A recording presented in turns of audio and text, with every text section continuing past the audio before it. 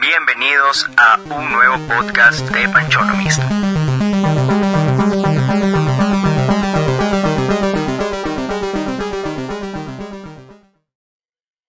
Buenos días, les queremos dar la más cordial bienvenida a un nuevo podcast del Club de Economía de la Universidad San Francisco de Quito, de Panchonomist.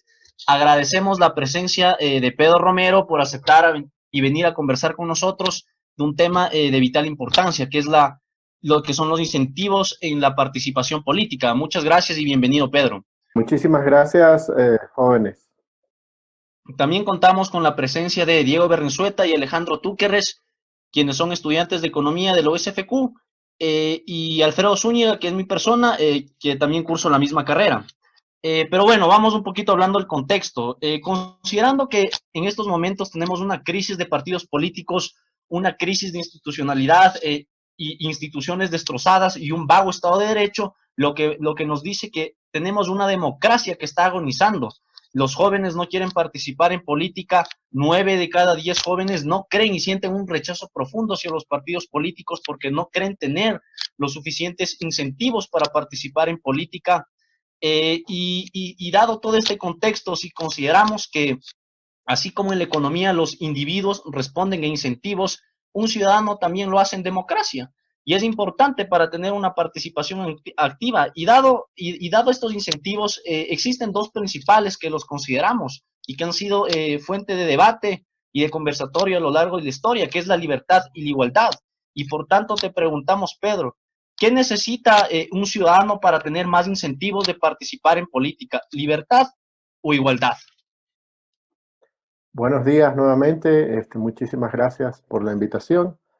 Este, hay, hay las reglas que se han hecho en Ecuador para que participen políticos, parecería más bien que favorecen a los que hacen trampa, porque personas que en la actual elección se ve que han sido acusados, detenidos, inclusive con fallos finales de parte del sistema de justicia ecuatoriano, básicamente e increíblemente tienen la capacidad de seguir participando en las elecciones.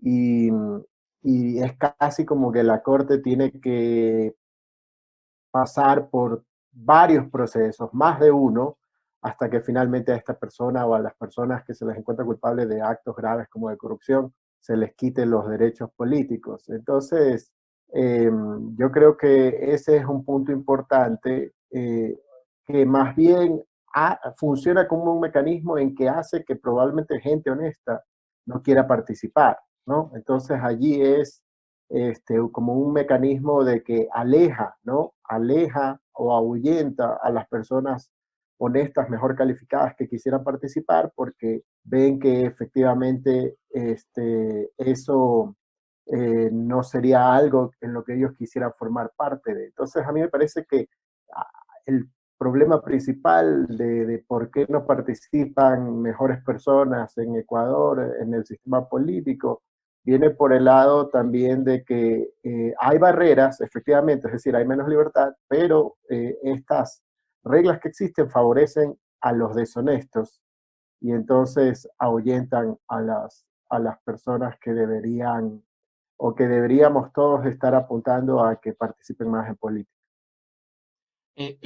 Justamente, pero principalmente, ¿tú crees que se deba priorizar la libertad o la igualdad? Pues porque, citando a Alexander de Tocqueville, como decía, si es que ponemos demasiada libertad en un sistema democrático, nos lleva a una anarquía, y si es que ponemos demasiada igualdad, nos convertimos en un despotismo democrático. Por tanto, tienen que ser conceptos muy complementarios para construir un Estado de Derecho, porque casi todas las leyes y muchos de los conceptos de la teoría política vienen de estos dos conceptos principalmente, que son la libertad e igualdad, que o se complementan o se contraponen. Pero bueno, pasando frente ya lo que, para hablar un poquito de desigualdad económica, ¿tú crees que una desigualdad económica es igual a desigualdad política? Y digo esto porque si es que alguien no tiene los mismos recursos, la misma suficiente cantidad de información o las mismas oportunidades, tampoco va a poder ejercer de igual forma la política. Y no solo de manera activa, no, sino también como crítico, porque no tendría el mismo nivel de educación. ¿Tú qué opinas de eso, Pedro? A ver, en el debate de igualdad versus libertad, este, lamentablemente a veces se lo ha tergiversado de varias maneras. Eh, Obviamente, en principio, en una sociedad democrática, toda persona que al menos es mayor de edad tiene su derecho a participar como representante de los demás y a postularse.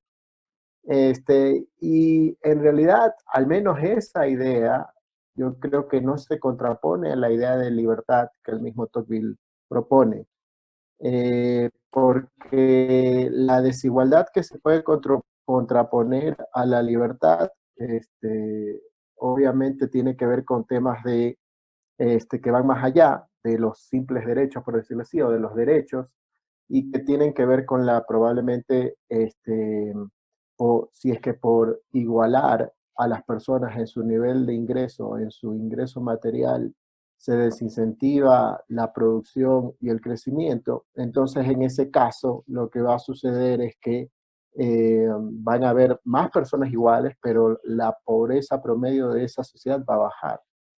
Efectivamente también yo decía hace un rato que es desigual, una manera de interpretarlo, el hecho de que las reglas electorales favorezcan a los que son deshonestos o corruptos antes que a los honestos. Esa es una manera de verlo.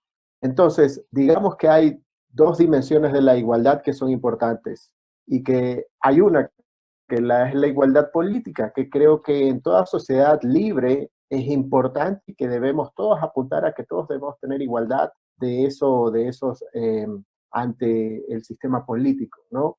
De participar, de votar, de expresar nuestras opiniones, etcétera, desde ese punto de vista. El problema surge cuando nos enfocamos en la desigualdad material, que puede conllevar a que se desincentive el desarrollo de un país. Por cierto que también hay quienes que aducen que el tema es que tiene que haber una manera, digamos, o ciertas reglas que permiten que no aquellas personas que tienen más ingresos no tengan alguna ventaja en el sistema político. Eh, Eso puede ser, en muchos países existen ciertas reglas. En este mismo país, la regla vigente es que efectivamente es el gobierno el que financia las campañas políticas y les da como una cuota igual. Entonces, para evitar que aquella persona o partidos políticos que tengan más recursos lo hagan. Hay un debate bastante amplio en la literatura económica sobre si debe ser así o si debe ser que cada quien lo financie o debe ser parte y parte. En ese sentido,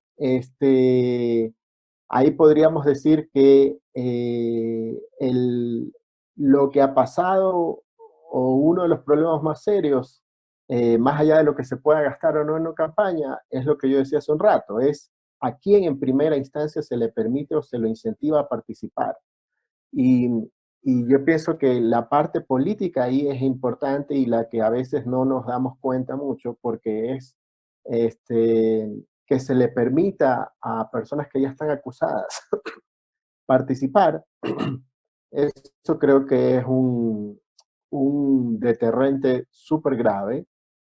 Y lo que se puede hacer, uno también podría ver que el mecanismo de financiación de una campaña a través de donaciones privadas, transparentes, es decir, publicadas, quizás eso es lo que se puede hacer. Lo que se puede pedir es decir, ok, va a haber una parte de donaciones privadas, pero eso tiene que estar disponible a la vista de cualquiera para que cualquiera lo pueda monitorear, saber de dónde viene, quién fue la persona que puso, la empresa que puso, es un ecuatoriano o son extranjeros, etcétera. Entonces, a veces las reglas más importantes tienen que ver con el tema de transparencia antes de, por ejemplo, probablemente controlar las cuotas o igualar las cuotas de fondos. Entonces, porque uno puede interpretar el hecho de que un candidato, aunque él mismo o ella misma no tenga los recursos, pero si hay otras personas ajenas a él dispuestas a financiarlo, es como un mecanismo también de reflejo de democracia en el sentido que la gente dice, yo voy a votar por ti y te financio esta campaña, ¿no? y al ser transparente ese proceso, también podremos ver si es que una persona financia más de un partido. Entonces, yo pienso que sería una dinámica bastante interesante que facilitaría y más bien arreglaría estos temas de igualdad que tú estás mencionando y de estas cosas que son importantes para la sociedad, para cualquier sociedad que sea, que esté en un proceso político de este estilo. Sí, totalmente de acuerdo contigo, Pedro. Creo que aquí en el Ecuador, un problema fundamental que hemos tenido es justamente lo que dices, que cuando te financia una campaña existe mucho cabildeo político y siempre existe ese interés y eso deteriora lo que es la libertad y la igualdad y deteriora lo que es un Estado de Derecho. Y para que una democracia funcione, necesitamos una democracia liberal sobre todo, necesitamos un Estado de Derecho que esté sostenido, más fuerte por instituciones. Y para eso, por favor, Diego, te cedo la palabra. Muchas gracias, Alfredo. Buenos días, Pedro. Yo voy a tocar un Buenos poquito días. lo que es las instituciones.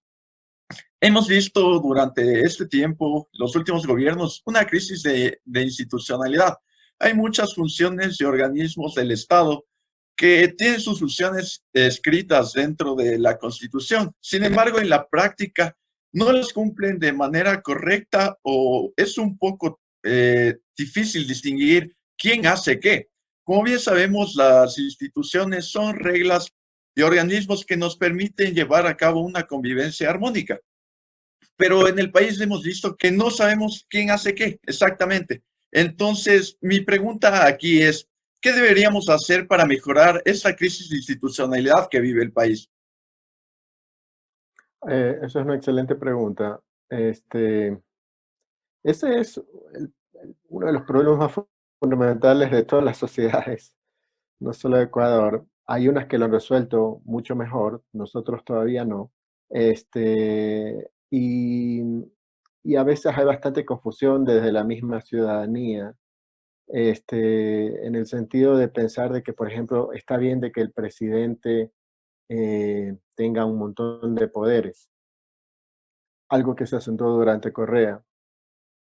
Pero lo que la gente no entiende es que ese es un peligro subyacente a que haya abuso de poderes, ¿no? Entonces, por eso es que alguien citó aquí a Tocqueville al inicio, Alfredo, y Tocqueville en ese libro, Democracia en América, señala bastante bien cómo lo importante de lo que se llama Tocqueville y también el, otros pensadores del siglo XVII, lo importante de los pesos y los contrapesos, ¿no? Entonces, allí una de las ideas importantes es que siempre tiene que haber en el sistema político que entre ellos tengan un poder limitado y que el poder político asimismo sea limitado con respecto al ciudadano. Entonces, eso es fundamental porque, por ejemplo, el Congreso o la Asamblea puede tener poderes y funciones importantes y el Ejecutivo tiene otros, ¿no? Y luego el sistema judicial tiene otros, ¿no? Y entonces están de tal manera tratando de, si se quiere, es como una especie de competencia entre ellos. Y eso está bien, porque la lógica es que si uno de estos poderes, que puede ser la Asamblea, la misma Corte de Justicia o el presidente, engloba a todos los poderes, los captura, el problema de eso va a ser que básicamente una tendencia al autoritarismo natural, que uno puede pensar, bueno, pero si el presidente es bueno, no hay problema. Pero el punto es que no solo que eso es una falacia, pero aún las personas buenas con demasiado poder tienden a pensar y actuar de manera diferente a cuando no tienen poder, sobre todo poder político, etcétera. Entonces, por eso lo más sano, lo que se ha evidenciado también en la teoría económica, la evidencia económica, es que los pesos y contrapesos sobre el poder ejecutivo son muy importantes, que facilitan o más bien refuerzan la democracia, refuerzan la libertad, y entonces, asimismo, la igualdad, ¿no? La igualdad política. Entonces, eso es importante. Y, y de ahí las instituciones como el Estado de Derecho, que es una institución tan importante y fundamental, Lamentablemente, por esa falta de visión de que el presidente, el Congreso, tienen que estar sujetos a las mismas leyes que nos imponen a nosotros, es que tenemos problemas como, por ejemplo, en Ecuador tenemos más de 60 asambleístas de los 130 que tienen juicios iniciados, ¿no? Pero muchos de ellos están ejerciendo esas funciones. Entonces, es básicamente porque ellos tienen algo que se llama como fuero de ley, que es como una excepción a ciertas reglas o a un gran número de reglas. Y lamentablemente allí hay abuso de eso. Entonces, al haber abuso de eso, el ciudadano dice, si ellos no cumplen, ¿por qué yo voy a cumplir? Entonces se empieza a desdibujar esta idea de cumplir la ley, esta idea de que hay un acto moral, por decirlo así, en cumplir las normas de una sociedad. Entonces, uno de los problemas más importantes en sociedades como la nuestra es que tú puedes escribir lo que sea, como tú estás hablando, a veces están ahí escritas en la Constitución, y uno lee la Constitución y dice, oye, no, está bien, mira, están separados los poderes, la Corte de Justicia debe funcionar así, me parece que eso está muy bien, pero luego tú ves cómo funciona la sociedad y dices, no, esto no se parece a como lo que está escrito en el papel. Entonces, eso también sucede en sociedades como la nuestra, en el sentido de que hay estas instituciones de jure que se llaman, que es lo que está escrito, versus las de facto, lo que realmente funciona. Y hay una separación entre las dos. Y eso hace que señale que no importa lo que tú escribas en una constitución, puede ser maravillosa, pero para los derechos, para la igualdad, para la libertad, pero lo que funciona no es igual. Entonces, allí el problema fundamental de una reforma institucional es decir, ok, ¿cómo funciona realmente el sistema político? ¿Hay pesos o contrapesos? ¿No hay? ¿Hasta qué extensión? ¿Hay igualdad política? ¿No? Los asambleístas, el presidente están sujetos a las mismas leyes, los jueces, sí o no. Entonces, ¿cómo hacemos? ¿Ya? ¿Cómo las mejoramos? Ok, entonces si es que eso está mal, ahí es donde tú tienes que ir generando este cambio y que la sociedad diga, oye, es cierto, mira, se está cambiando eso y están obligándolos a cumplir.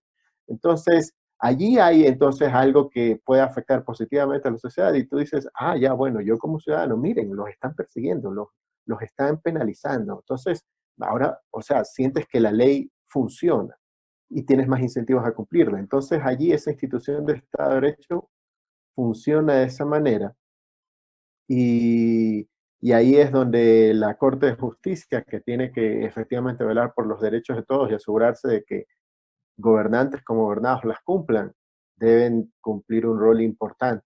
Ciertamente, Pedro. De hecho, ha habido algunos políticos que han ofrecido hacer una asamblea constituyente, pero realmente, como tú dices, lo que está escrito en un papel no determina al fin y al cabo lo que va a suceder. Dentro de instituciones también tenemos instituciones malas y te quiero hablar sobre una que en épocas de pandemia ha estado en boca de todos, que es la corrupción. De hecho, es tan común que tenemos una ley comúnmente conocida como la ley del vivo vivo, que premia a quien burla el sistema y creen que es más inteligente por hacerlo. Y además la corrupción no se da solamente en la vida diaria, sino en los altos escaños. Hay corrupción presente en todo lugar. Pero yo quiero centrarme un poquito más en esto de los altos poderes, en los que te quiero preguntar, ¿qué debemos hacer para que los beneficios de ser corrupto tengan rendimientos decrecientes? Es decir, hacer que ser corrupto sea más caro. O tener rendimientos nulos, negativos debería ser para que realmente desaparezca el comportamiento. Sí, bueno, efectivamente ese es otro de nuestros males y que lamentablemente en la última pandemia, en esta pandemia, perdón, hemos visto que han salido a la luz todos estos casos graves de corrupción. Eh, nuevamente no es un problema complicado. Hay, hay cosas que se pueden hacer desde la ley, ¿no? Por ejemplo, aumentar las sanciones. Por ejemplo, eh, probablemente, según las leyes actuales, si un asambleísta es sospechoso y hay inclusive un inicio de juicio de corrupción de algunas cosas, o de algo malo que haya hecho, abuso de poder, ese congresista, ese asambleísta sigue ejerciendo sus funciones y cobrando su sueldo hasta que no haya una instancia final de culpabilidad. Y allí y ya cuando una vez que los declaran culpables, aquí no existe una ley en la que les digan, ok, si usted se le comprobó que se llevó cantidad de X de dinero, se valoran sus bienes y se le quita esa parte. En realidad eso todavía no existe. Hay una ley de extensión de dominio que se está debatiendo en las asambleas y curiosamente ellos no le han dado la celeridad del caso. Y la extensión de dominio tiene que ver con eso, con tratar de sancionar en la propiedad, en su dinero, a las personas que tienen estos problemas. Se ha mejorado un poco y en el caso Sobornos hemos visto algo de eso, pero todavía no existe el suficiente castigo a través de la ley, para que las personas tengan un desincentivo a cometer actos corruptos. Entonces, por un lado está esto que es como decir, hay que aumentar las penalidades de personas que están en actos de corrupción y que se les comprueba estos actos de corrupción. Esa es una manera de, digamos, una recomendación básica, etcétera. Pero pareciera mentira, como yo les decía, en Ecuador más bien a veces estas cosas son bien laxas y no hay mucho castigo. Ese es por un lado. Por el otro lado, hay el problema de que se sostiene que un problema puede ser que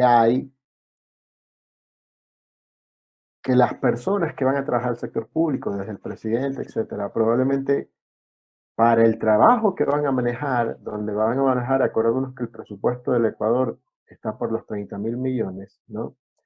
Para los presupuestos al año que van a manejar a estas personas, ¿no? Si ganas $5.000 al mes, o sea, es como una compensación pequeña. Entonces, una hipótesis es decir, ok, aumentemos los salarios de estas personas, ¿no? Esa es una alternativa, pero el problema que nosotros enfrentamos, la disyuntiva, es que, bueno, no hay plata para subirles menos ahora a los empleados públicos, ¿no? Entonces, supongamos que tú dices al presidente le vamos a subir a $20.000 al mes, por decir algo. El tema es que hay una ley en el servicio público que ata los salarios de casi todos los empleados públicos al del presidente. Entonces, eso implicaría unos costos onerosos para el erario público que actualmente no los podemos solventar. La alternativa sería decir, ok, podemos subir salarios, pero reduzcamos. Italia acaba de reducir de manera considerable el número de asambleístas. Aquí hay casi el mismo número de asambleístas que Perú, que es un país que tiene probablemente 3 veces más la población que nosotros. Entonces, esas cosas ahí hay que pensar, ¿no? Reducir el número de asambleístas.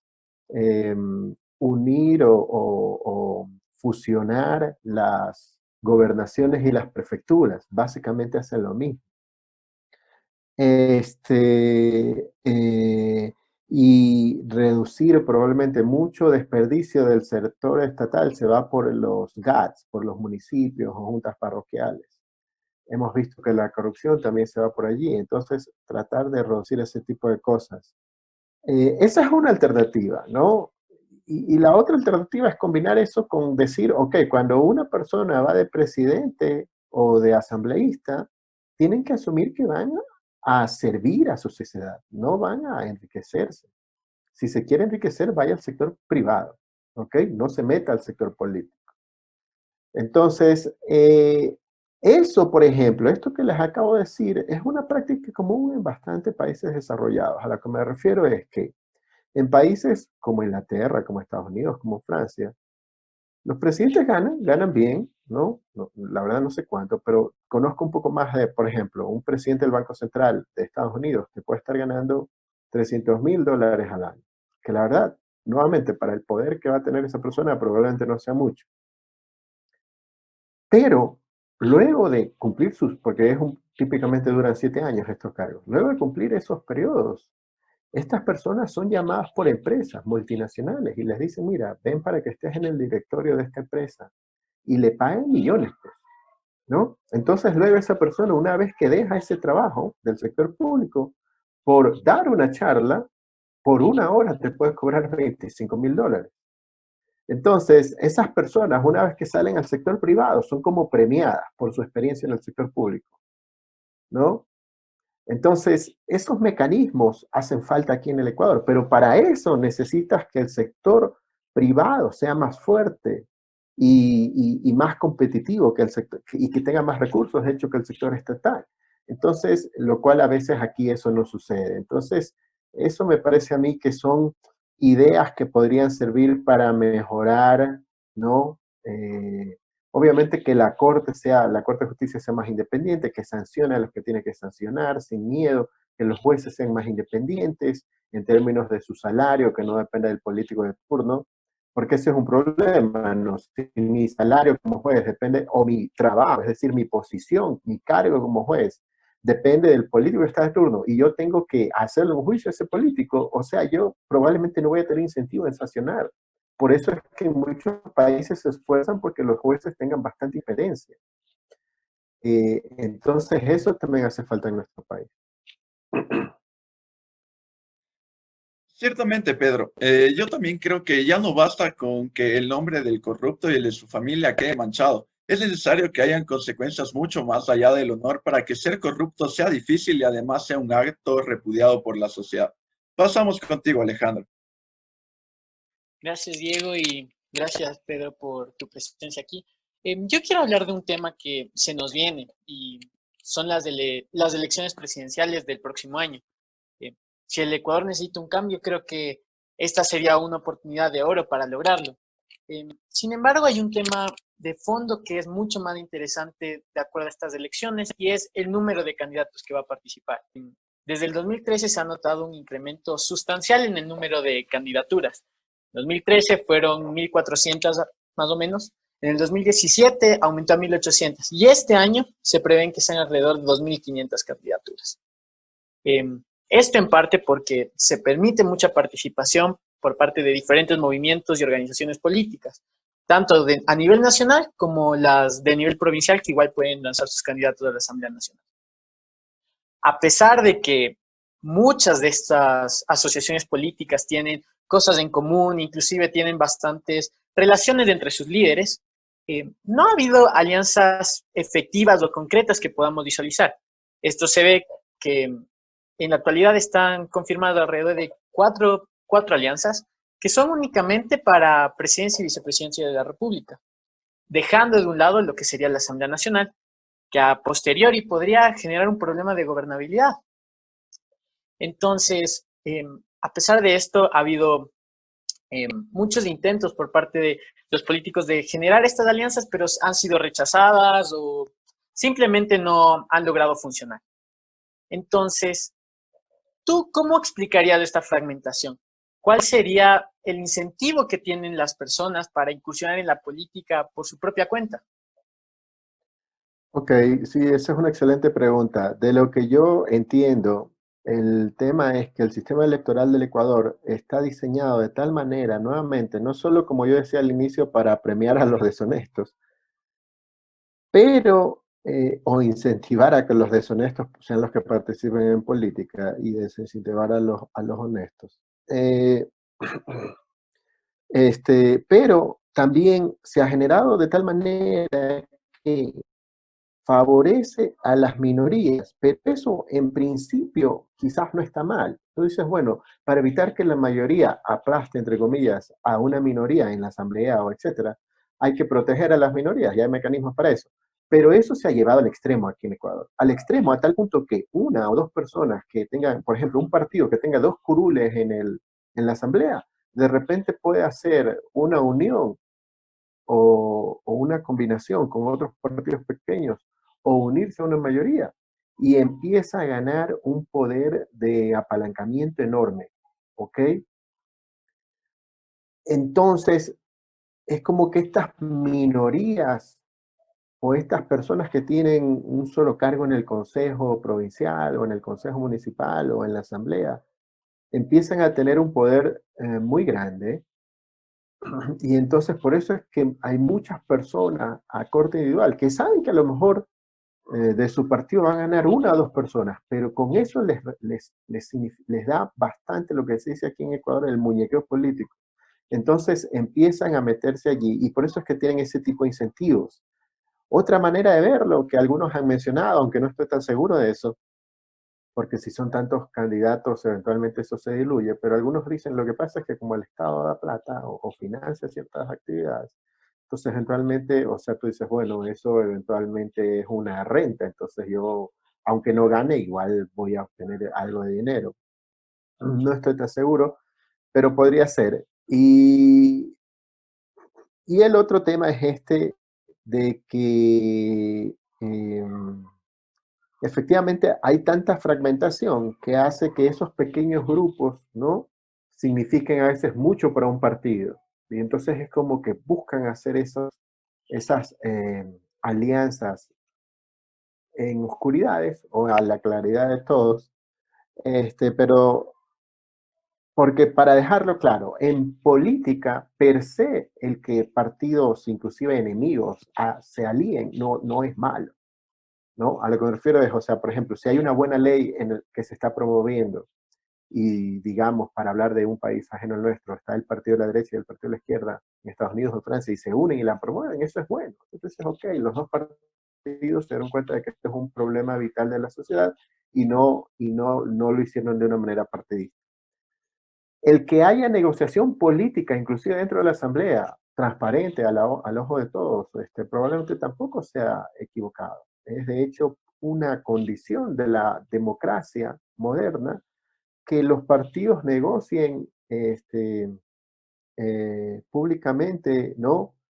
Su apoyo a las leyes de los partidos opuestos, etcétera, y que se discute y se llegue a un consenso y digan, ok, vamos a llegar a un consenso, esto sí lo vamos a apoyar, esto no lo vamos a apoyar, etc. Eso hace democracia, eso hace un sistema político más sano, cuando se discuten esos temas de manera abierta. Pero lamentablemente aquí estos partidos pequeños se han convertido a veces, o este sistema que alienta, y les digo, proteger a la minoría per se no es malo, pero cuando se va al extremo, como se ha hecho aquí en el sistema político en Ecuador, llegas con estos una o dos personas que representan a una organización política en la asamblea y de repente tienen mucho poder. Y de repente empiezan a hacer los lugares o las personas a través de los cuales se hacen negociaciones millonarias a oscuras, que nadie sabe, ¿no? Entonces, eso es uno de los problemas serios de nuestra sociedad, que nuevamente sí, hay que cambiar. Esa es una de las cosas que hay que cambiar, que hay que mejorar. Entonces, allí me parece que es importante esto de aquí. Ya, ahora quisiera topar un poco sobre el sistema electoral. En el Ecuador, como es ya sabido, existe el Fondo de Promoción Electoral, un presupuesto que se le asigna a cada partido político para que, bueno, que tiene como objetivo que la difusión de las ideas, la presentación de los candidatos no se vea afectado por el factor económico. Entonces, no sé tú qué piensas sobre este fondo de promoción electoral. Igual sé que existe un fondo que se les asigna permanentemente a los partidos políticos. No sé si piensas que esto a lo mejor podría ser un desperdicio de recursos o, bueno, sobre todo hablando ahora en pandemia, ¿no? Eso es lo que yo mencionaba al inicio, que es un tema ahí donde la literatura me parece que no tiene un consenso. Algunos sostienen de que es mejor que no los financie el Estado, otros dicen no, sí es importante que el Estado lo financie porque hace más posible el escrutinio, esos fondos se pueden auditar. Y luego hay otros que dicen, ok, dejemos que hayan fondos privados y públicos que financien una campaña, pero ambos se tienen que auditar, ambos tienen que ser transparentes. Entonces, cualquiera puede saber quién o debe saber quién está contribuyendo a qué partido y cuánto. Entonces, esa última me parece que es bastante, porque inclusive en Estados Unidos a veces se han hecho este tipo de discusiones, que es bastante radical, ¿no? Y ahora, eso que tú mencionaste de que si a través del sistema electoral o el gobierno tiene que mantener a partidos políticos, Yo creo que no, o sea, probablemente tiene que apoyar en las elecciones con un fondo para las elecciones, pero mantener a un partido político, darle, digamos, un salario mensual, no sé, me parece en sociedades como la nuestra que no cabe. Nuevamente, si se van a dedicar a la política y tienen que tener esa organización, que ellos la sostengan, ¿no? Las personas que están allí. Lo que sí se debe exigir es que haya un mecanismo de transparencia, ¿no? Porque si son partidos políticos que cuando ganan una elección van a manejar fondos públicos, o sea, cualquier ciudadano debería decir, a ver, yo quiero ver su presupuesto, cómo se maneja, a cuántos mantiene con los fondos del partido, etcétera. Entonces, ese tipo de cosas creo que son importantes. Y, la idea es que un partido político sea como una especie de una organización sin fines de lucro, ¿no? Entonces, nuevamente, o sea, que no vayan a hacerse millonarios allí. Entonces, esas cosas creo que son, que a veces no se discuten mucho. eh, y repito, ¿no? Hay una mentalidad a veces, no. Una cosa es decir, yo quiero ser un funcionario público de carrera. Para eso tienes la burocracia, es decir, tú tienes que irte a trabajar a ser un técnico del INEC o de alguna institución pública, no sé, del Ministerio de Relaciones Exteriores, etcétera. Hay personal técnico en todos estos lugares. Ok, puedes hacer carrera ahí, aceptar el salario que se te va a pagar, ¿no? Pero en la organización política en sí, el partido, el momento de la acción, todo eso, a mí me parece que, o los cargos propiamente políticos, me parece que tiene que ser una mezcla de, de deseo de ayudar, de vocación, y por el otro lado, una idea de que eso es temporal, de que vas a estar ahí 4 años, 2 años, 8 años y ya. Por eso miren, o sea, en Estados Unidos, ¿no? O sea, los presidentes típicamente, no hay ley, pero típicamente un presidente dice, gané esta elección, gané la segunda y de ahí ya se retira, ¿no? Porque no hay una ley que los obligue, de hecho, a no volverse a lanzar, pero es como una norma entre ellos, un acuerdo, ¿no? Tácito, decir, ok, nadie va a tratar de perennizarse en el poder aquí. Y entonces, ya les digo, o sea, las buenas sociedades son una mezcla de leyes escritas y leyes no escritas. Entonces, eso es lo que a veces falta aquí también. Muchas gracias, Pedro, Alfredo y Alejandro. Esperamos que Ok. esta conversación haya sido tan enriquecedora tanto para ustedes como para nosotros. Recuerden que nos pueden seguir en nuestras redes sociales como The Panchonomist y escucharnos en Spotify, SoundCloud y YouTube. Nuevamente, muchas gracias, Pedro, por habernos acompañado. Gracias a ustedes, muchachos. Pasen bien. Gracias. Y a nuestros oyentes quisiéramos darles un mensaje final. Recordemos que participar de una u otra manera en la política es necesario. Hay que ser ciudadanos críticos, pues de eso dependerá una sola cosa, y ese es nuestro futuro. Este fue el podcast de Panchonomies. Recuerda buscarnos en Instagram y en Facebook en nuestras cuentas oficiales de @Panchonomies para poder descubrir nuestras publicaciones, eventos sociales y más eventos de los que estaremos hablando. Muchísimas gracias.